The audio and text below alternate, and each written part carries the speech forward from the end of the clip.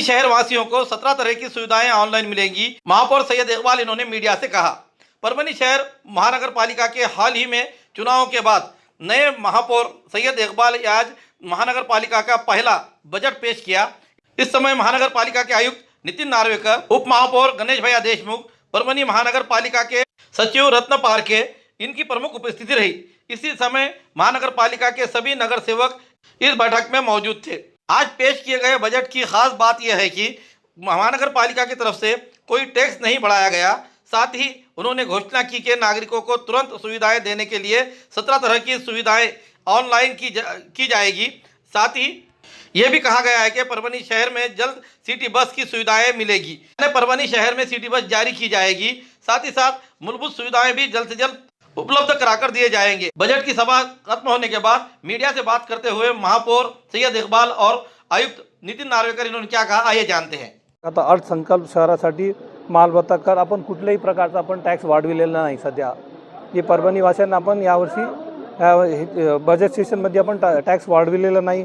दुसरा, नागरिकांना जे सुविधा मिळण्याबाबत आपण 70 अशी स्कीम्स आहे जे ऑनलाईन आपण अवेलेबल केले, जे प्रोग्राम आहे। त्यानंतर नवीन अर्थसंकल्प नागरिक घरोघरी कचरा जमा करण्यासाठी नियोजन केले जाईल। बायोमायनिंगद्वारे साठलेले जे कचरा शून्य करण्याचे ते आम्ही प्रयत्न करू। शासन मंजूर केलेले भूमिगत गटार योजना ते आता फ्लोटमध्ये ते टेंडर ऑनगोईंग मध्ये आहे आणि आम्हाला अपेक्षा आहे की लवकरात लवकर ते चालू होईल।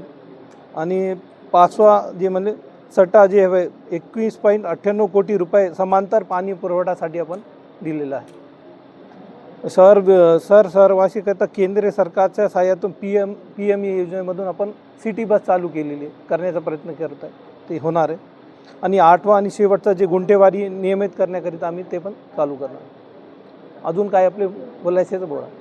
आता जसे की आपल्या माननीय नगरसेवकांनी प्रश्न उपस्थित केले की जसं परभणीमधलं जे मुख्य नटराज रंग मंदिर असेल किंवा गार्डनच्या संदर्भात जसं साहेबांनी सांगितले की तिथे येणाऱ्या नागरिकांसाठी चार्ज लावण्याची काही अशी तरतूद केली जाणार, तर काय सांगणार आहे? आता ह्या विषय आम्ही पुढच्या जीबीमध्ये घेतला आहे। व्यवस्थित ह्याच्यावर विचार विमर्श करून आम्ही नंतर ह्याच्यावर कोणतेही ठाम निर्णय घेऊ।